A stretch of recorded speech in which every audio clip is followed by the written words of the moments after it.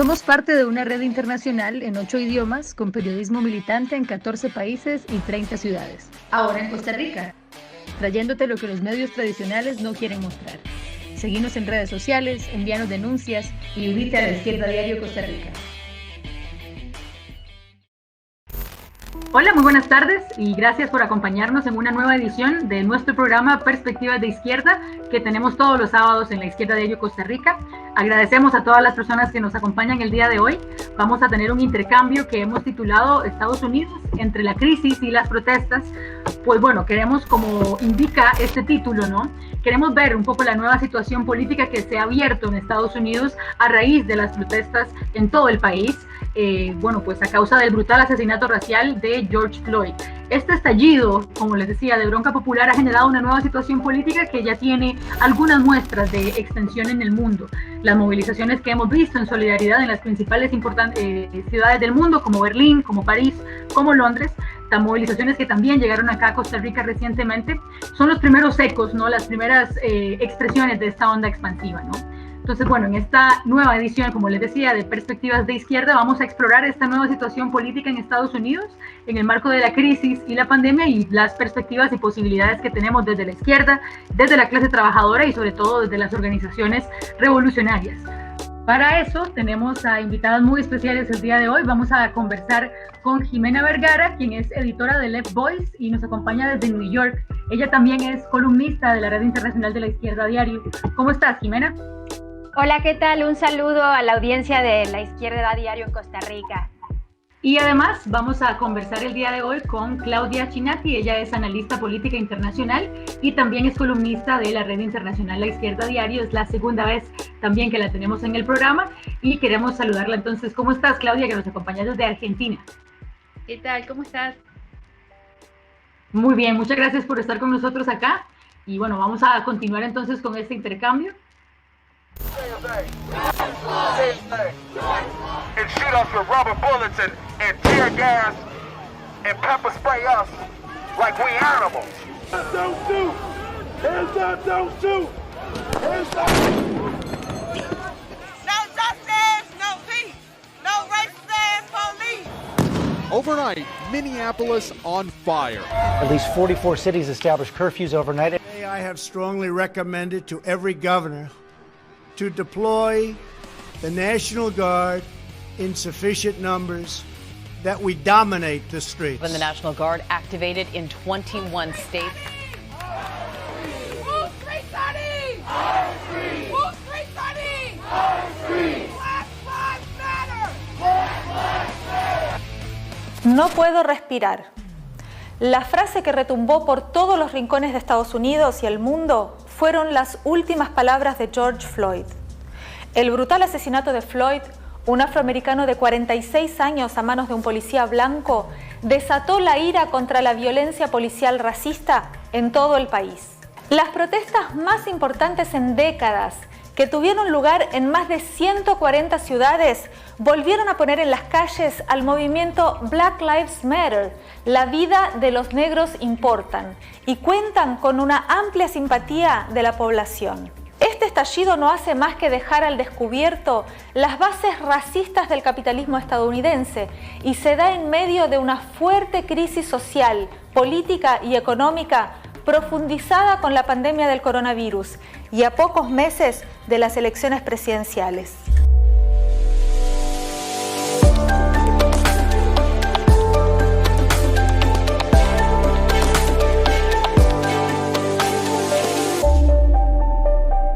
Las protestas contra la violencia policial racista en Estados Unidos son recurrentes. Basta recordar los levantamientos en Ferguson en 2014 y en Baltimore en 2015. Ambos ocurrieron bajo el gobierno de Obama, el primer presidente afroamericano en llegar a la Casa Blanca, y fueron parte del surgimiento del movimiento Black Lives Matter. El racismo es parte fundante del capitalismo estadounidense. Hagamos un breve repaso histórico. La abolición de la esclavitud en el siglo XIX, luego de la Guerra Civil, no terminó con el racismo ni la segregación racial, sino que encontró nuevas formas para perpetuarlas. Por un lado, la enmienda 13 de la Constitución que en 1865 terminó con la servidumbre y el trabajo esclavo. Deja una excepción en su texto, al señalar que se permitiría la esclavitud y el trabajo forzado para aquellos que cometan delitos. Esto le dio un marco legal a una nueva forma de esclavitud, criminalizando y encarcelando a los afroamericanos.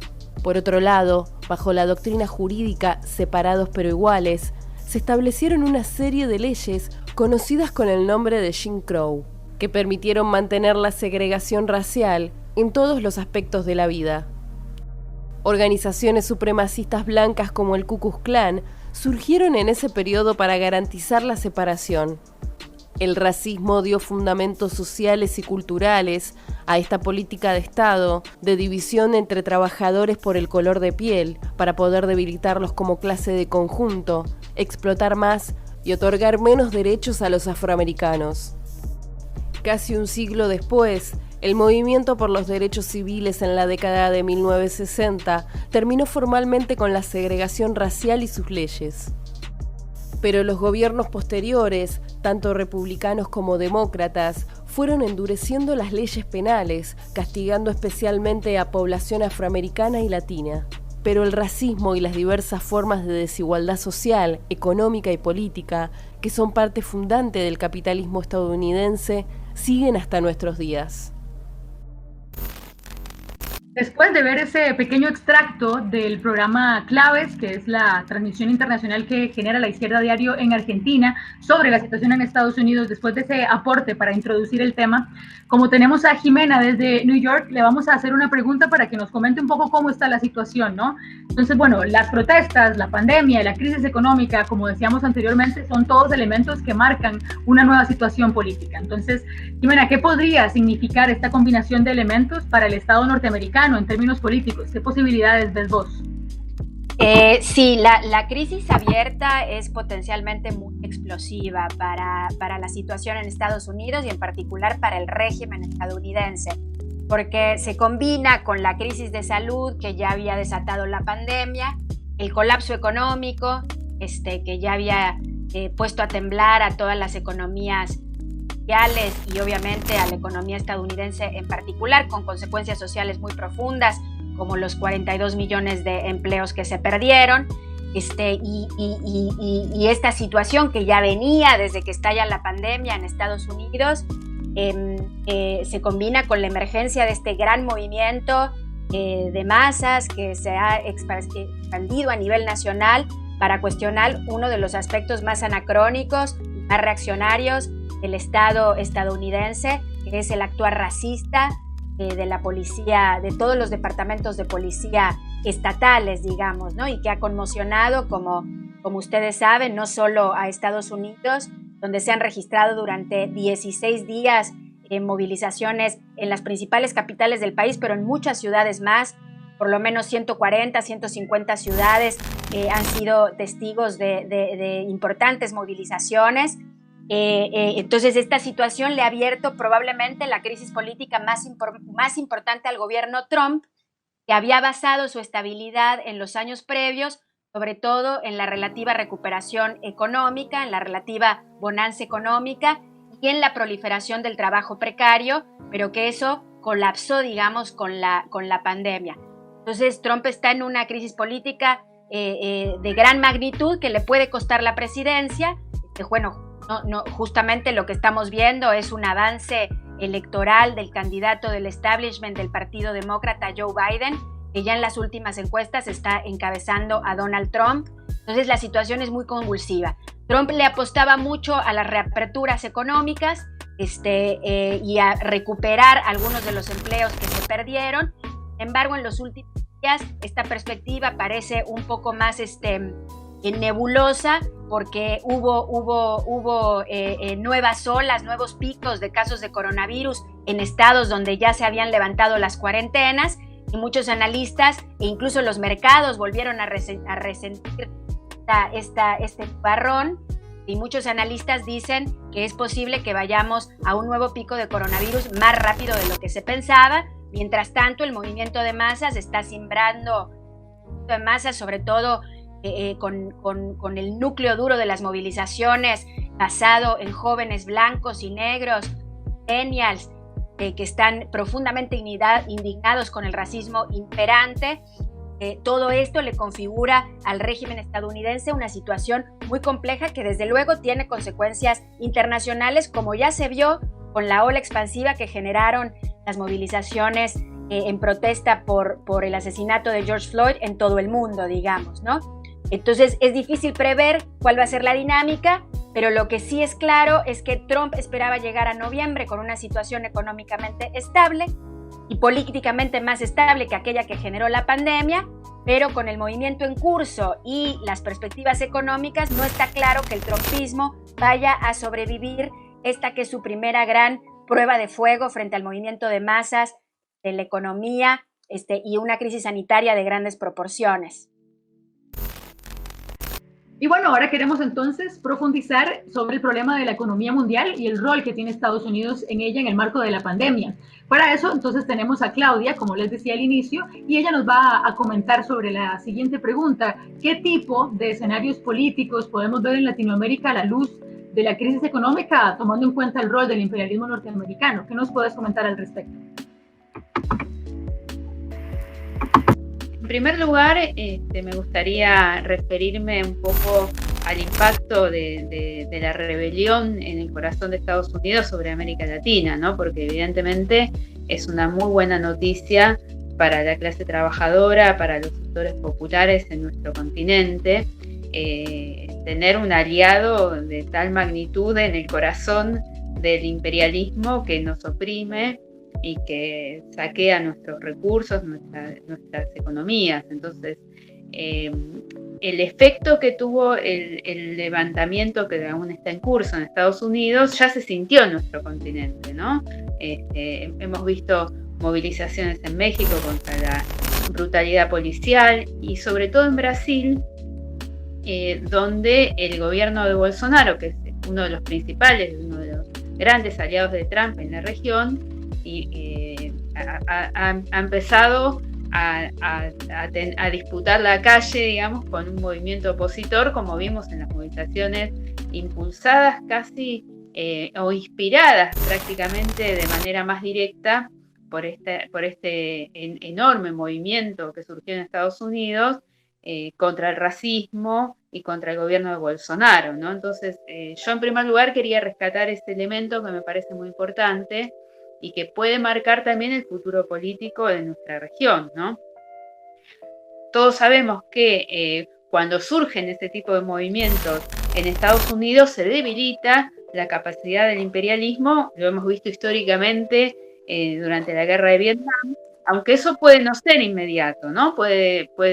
Nosotros no estamos hablando de acá a un mes o 2 meses, sino en perspectiva, lo que significaría la magnitud del cambio político que puede significar esta situación en Estados Unidos, ¿no? Ahora, yendo a la situación más objetiva, económica y política de América Latina, todos sabemos que América Latina en este momento está en la fase ascendente de la pandemia, y eso se combina con una situación y una perspectiva económica catastrófica, ¿no? Se conocieron las previsiones del Banco Mundial a principios de junio, donde este organismo ya prevé una caída, una contracción económica del 7,5%, 8% en la región. Eso implica contracciones del 8% en Brasil, 7,5% en México, y así podríamos seguir enumerando en el marco de gobiernos que privilegian obviamente los intereses de los capitalistas y sus compromisos con el capital financiero internacional y organismos multilaterales como el FMI, ¿no? Y eso ya hemos visto que inclusive en el marco de una situación de crisis sanitaria muy importante, y donde las protestas, recordemos que América Latina había sido uno de los epicentros, ¿no? de la oleada de protestas que recorrió todo el 2019, bueno, esas protestas que estaban en una pausa por el tema de la pandemia, han retornado en algunos países, ¿no? Hemos visto en Ecuador cómo nuevamente se han realizado movilizaciones en contra de los planes de Lenín Moreno, que como los gobiernos de la región aprovechan la situación de la pandemia para avanzar sobre conquistas de la clase trabajadora y de los sectores populares, como por ejemplo pasar reformas laborales de hecho, atacar conquistas, dejar pasar despidos, salvar a los capitalistas y permitirles que esta crisis la pague, la descarguen sobre la clase trabajadora, ¿no? Entonces, esta situación que está cambiando el panorama hace que la posibilidad, digamos, de que, por ejemplo, un gobierno muy reaccionario como el de Trump pierda las elecciones puede debilitar aliados regionales, como por ejemplo, ya me refería a Bolsonaro, o el caso, por ejemplo, del gobierno de Colombia, ¿no? Que lo hemos visto hace poco tiempo lanzar una especie de plan Colombia 2 con el ingreso de tropas norteamericanas de élite con la excusa del narcotráfico. No porque los demócratas, si llegaran a triunfar como Biden, sean menos imperialistas, pero sí podemos esperar que el efecto benéfico que puede tener sobre los explotados, las luchas de los explotados en todo el mundo, también en nuestra región, esta nueva situación que está abriendo las movilizaciones en Estados Unidos. Claro, buenísima, de verdad, la respuesta, Claudia. Precisamente eso era lo que queríamos dar cuenta de cómo, digamos, el impacto que puede tener esta crisis para el establishment estadounidense genera y mueve, ¿no?, los intereses entre estados, precisamente por ser una región que está tan subordinada, ¿no?, a los intereses del imperialismo. Entonces, sí, muchísimas gracias por esa respuesta. En esta oportunidad, en el segmento Intercambios, donde tenemos preguntas de las personas que nos siguen, que nos envían en las redes sociales de La Izquierda Diario Costa Rica, tenemos una pregunta que es bastante importante respecto de, bueno, cuáles formas, en qué medida es que puede la juventud y la clase trabajadora en estos lugares del mundo aportar a luchar, ¿no?, a las compañeras y compañeros que se movilizan en este momento en estados. Entonces, bueno, Claudia, vos desde tu experiencia como dirigente, como militante del PTS, ¿qué clase de medidas políticas puede tomar la juventud en esta región para apoyar las luchas que hay en Estados Unidos? Bueno, en primer lugar, reconocerse como parte de un mismo colectivo de explotados y oprimidos, más allá de que algunos estén en las potencias opresoras y nosotros estemos en América Latina, ¿no? Y eso es un elemento muy importante porque hace una unidad que verdaderamente puede hacer frente a enemigos muy poderosos, como por ejemplo el Estado norteamericano, que no nos olvidemos que es la principal potencia imperialista del mundo. Entonces, esa unidad, que no siempre es obvia, ni siempre está ni siempre está planteada, digamos, como una tarea inmediata, cuando hay este tipo de procesos de lucha, surge y se comprende mucho más, se hace mucho más evidente que en los países imperialistas hay trabajadores, hay oprimidos, hay sectores, y hay una clase obrera explotada que enfrenta a los mismos enemigos que enfrentamos nosotros acá. Entonces, esa unidad para la lucha antiimperialista de América Latina es muy importante, y entonces no es solo expresar la solidaridad con un movimiento que tiene reclamos muy justos y muy sentidos, y que inclusive en muchos países de América Latina también están presentes, como por ejemplo en Brasil, el problema del racismo, el problema de la xenofobia, el problema de la inmigración, sino no es solo un problema de solidaridad, sino sentirse parte de una misma fuerza social y política, y eso nos fortalece muchísimo para enfrentar y derrotar a los mismos enemigos, ¿no?, que son el capital financiero internacional, sus estados, los gobiernos de las clases capitalistas locales que se subordinan a los intereses del imperialismo norteamericano, y que tienen expresiones muy concretas, como por ejemplo las sanciones económicas contra Cuba, la amenaza permanente de Estados Unidos, por ejemplo, contra Venezuela, digo, más allá de que nosotros no apoyamos al régimen de Maduro, ni a su gobierno, ni sus medidas, pero es evidente que la ofensiva norteamericana sobre Venezuela es para reforzar las cadenas de opresión imperialista sobre América Latina. Por lo tanto, eso nos fortalece a todos los pueblos de la región y a todos los trabajadores. Luego de esbozar este panorama general sobre la situación en Estados Unidos, además de el impacto que podría tener para países de esta región, de Latinoamérica como el nuestro, acá en Costa Rica, nos parece importante explorar entonces, para terminar y finalizar este programa el día de hoy, cuáles son entonces las salidas políticas, las propuestas que tienen las organizaciones revolucionarias con las que hemos tenido el placer de conversar hoy mediante nuestras invitadas. Entonces, en primer lugar queríamos preguntarte a vos, Claudia, desde el PTS, que nos acompañás allá en Argentina, ¿cuáles serían esas salidas políticas que tiene ustedes como organización, como agrupación, frente a la situación política y económica que se viene? Bueno, en Argentina venimos ya de una situación muy crítica, ¿no? O sea, de una recesión, de un aumento de la pobreza, todo esto pre-pandemia, de un endeudamiento de un peso muy grande de la deuda externa. Esto era antes de la pandemia, ¿no? Con la pandemia, ese panorama va a ser mucho, mucho peor. Entonces nosotros nos estamos preparando para un escenario de una situación más catastrófica desde el punto de vista económico y también de una agudización de la conflictividad social y de la respuesta de los trabajadores, ¿no? Entonces, nosotros estamos planteando, desde el PTS, en el Frente de Izquierda Unidad, estamos planteando un programa para la emergencia que responde a la crisis sanitaria, que los trabajadores tengan sus elementos de seguridad en los lugares de trabajo para que no se contagien, que es lo que está sucediendo.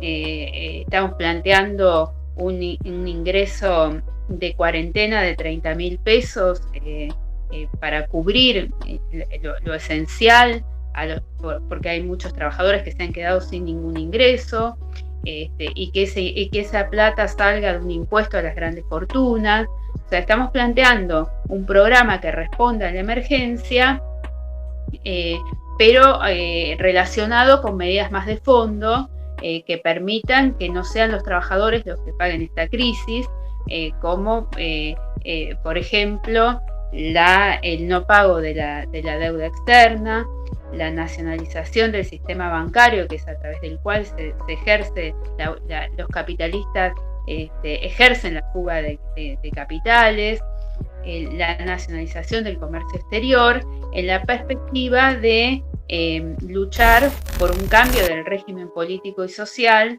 y un gobierno de la clase trabajadora.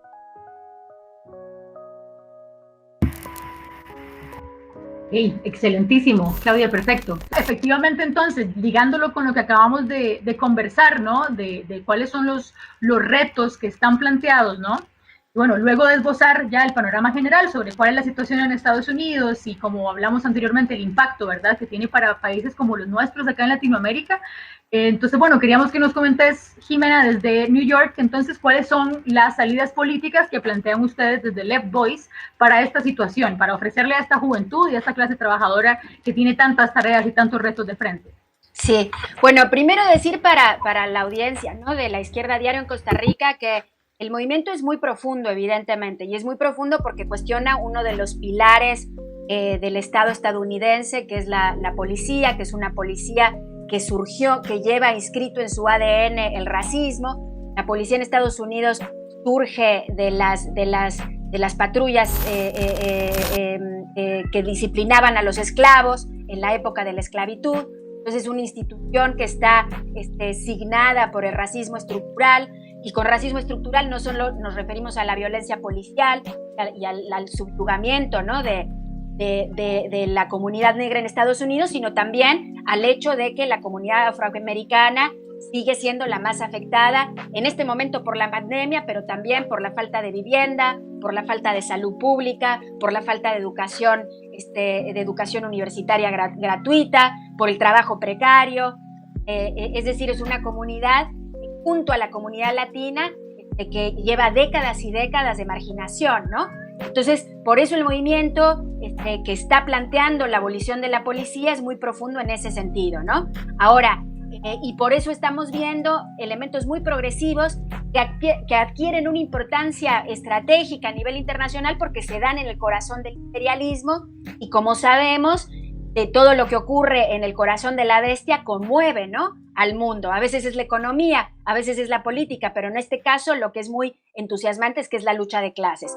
Ahora, en ese marco, el movimiento pues todavía tiene límites, pende sobre su cabeza como la espada de Damocles el riesgo de que el Partido Demócrata lo capitalice, ¿no? Aunque haya deslegitimación de los políticos demócratas, porque el asesinato de George Floyd se dio en un estado como Minnesota, en la ciudad de Minneapolis, que es un estado históricamente demócrata, y son los demócratas en última instancia los que controlan esa policía racista y los que permiten la existencia de los Derek Chauvin y los policías que asedian a las comunidades negras.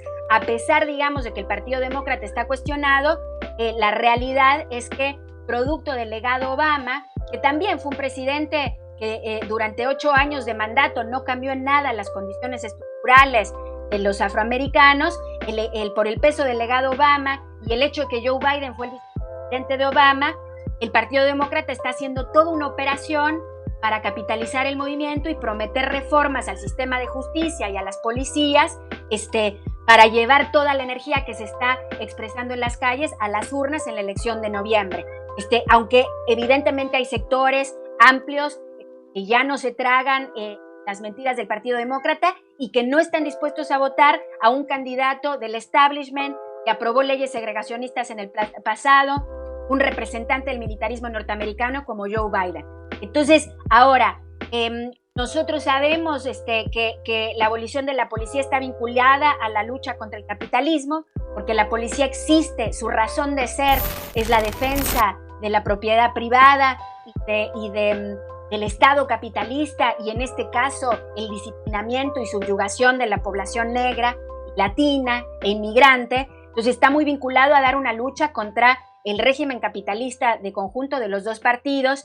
Y aunque la solidaridad obrera está cundiendo, por ejemplo, los trabajadores portuarios de la costa oeste de Estados Unidos anunciaron que van a hacer un paro de solidaridad en 49 puertos de la costa oeste en solidaridad con el movimiento Black Lives Matter, y ha cundido la solidaridad obrera. Todavía los grandes destacamentos estratégicos de la clase todavía no entran en escena con sus métodos de lucha. Pues lo que estamos viendo es que el corazón de las movilizaciones es la juventud, una heroica y hermosa juventud millennial y centennial y zoomer, que es antirracista, que es antiopresión, que está en contra del capitalismo por la devastación ambiental, etcétera, es la que está encabezando las movilizaciones.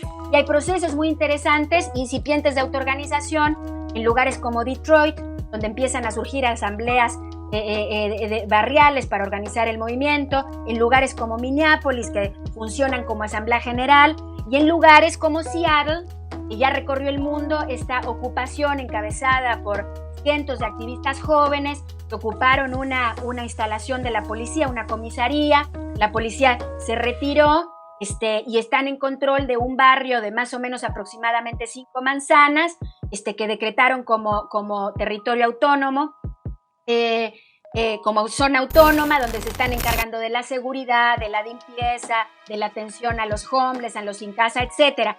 Y aunque es un ejemplo pequeño, que desde ya requiere de que la clase obrera entre en escena, ¿no?, para fortalecer la autoorganización y que la organización esté vinculada también a los centros de trabajo, ¿no? Todavía eso no ocurre, pero es un ejemplo que está inspirando a todo el movimiento a nivel nacional, porque de alguna manera está demostrando que se puede funcionar sin policía, ¿no?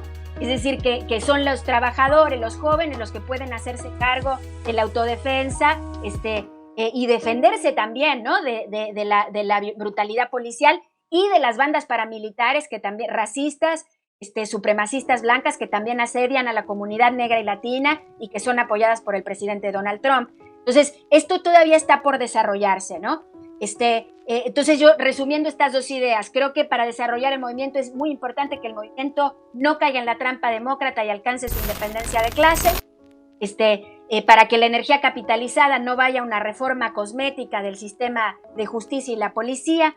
Es necesario que esta hermosa juventud se unifique con la clase obrera, que ya venía dando una lucha muy importante en sectores de vanguardia de los trabajadores precarios contra la pandemia, para establecer una comunidad y una relación estrecha entre la lucha contra el racismo y la lucha contra el capitalismo, y también que se desarrollen, que este movimiento se desarrolle también con los métodos de la clase obrera, esa clase esencial que ya la pandemia demostró que es esencial, ¿no? Que es la que mueve el mundo, que es la que mueve las economías, que es la que mueve Estados Unidos, y que aparte es una clase obrera conformada por negros, por latinos, por trabajadores del Medio Oriente, trabajadores blancos, que salgan a luchar con sus métodos de lucha, con huelgas, con piquetes, desde los centros de trabajo, para que verdaderamente le podamos torcer el brazo al Estado capitalista. Y eso es lo que estamos planteando en Left Voice.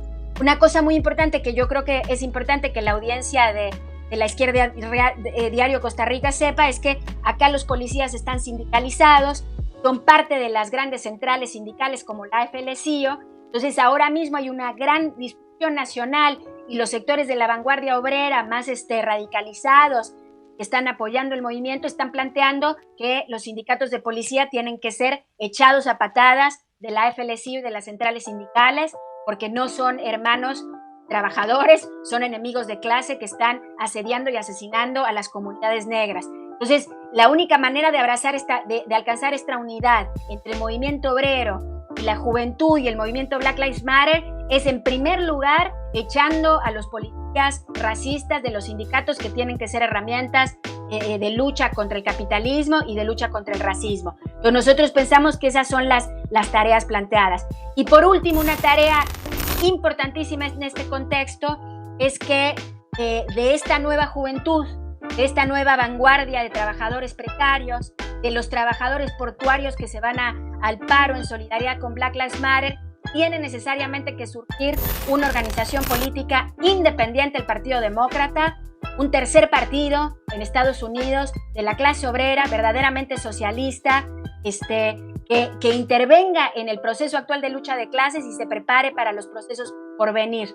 Porque el problema es que antes de la pandemia el Partido Demócrata estaba votando quién iba a ser su candidato a presidente, y Bernie Sanders, un político muy importante de Estados Unidos, conquistó los corazones de la juventud socialista millennial, como le llaman acá, porque tenía demandas muy progresivas como salud universal para todos, como salario mínimo de $, como eliminar la deuda estudiantil, etcétera. Y muchos de estos jóvenes que hoy están en las calles movilizados depositaron su confianza en Bernie Sanders, que no pudo avanzar en la dominación demócrata producto de una maniobra del establishment que no lo permitió, pero que después de no avanzar en la nominación demócrata capituló, apoyando a Joe Biden, este candidato terrible del establishment, un candidato que en el pasado aprobó leyes segregacionistas, un militarista del imperialismo norteamericano que no enamora a nadie.